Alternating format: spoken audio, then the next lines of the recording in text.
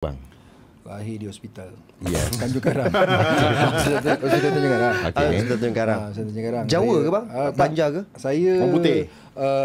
terselamat pula. Saya tak termasuk dalam kategori Jawa sebab arwah atuk saya di Sungai Tawar Sabak Benam masa tu. Okey. Ada beberapa kelompok je orang Melayu kat situ. Keliling je orang Jawa tapi di sekitar orang Jawa lah. Cuma bila saya dibesarkan, saya membesar dengan orang Kuala Kubu Baru yang bukan Jawa lah. Arwah bapak saya dia ada darah Banjar. Saya ada darah Tapi jangan Banjar. cakap Banjar dengan saya. Bapak saya pun arwah abah pun tak tahu. Cakap okey. Banjar. Ada darah Tapi Banjar dia ada je darah lah. Banjar je yang saya tahu. Okey. Mak saya memang Melayu piau lah. Arwah abah di Setiawan, mak saya di Sabak Benam.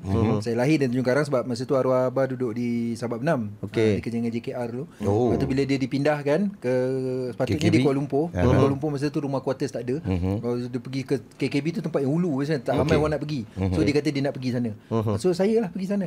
Bila saya dilahirkan, jadi membesarlah saya di Kuala Kubu. Jadi anak abang anak berapa orang? Saya Anak ke berapa? Anak berapa orang? Anak saya ada 3. Anak saya ada 3. Yang sulung nama dia Mata. Yang tengah tu namanya Tekak. Yang bongsu namanya Lutut. Orang ni belum kahwin. Okey bang. Abang anak ke berapa? Saya Dalam anak keluarga. Saya anak keempat dari 5 beradik. Anak keempat. Lelaki berapa orang, perempuan berapa orang? Lelaki 4, perempuan seorang. Yang perempuan sulung. Yang handsome seorang. Betul.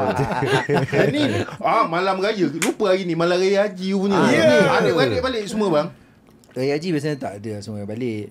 Mana yang dekat je lah. Macam abang nombor 2 saya memang dekat je. Dia dekat-dekat dengan rumah mak, tak jauh lah 10 minit je.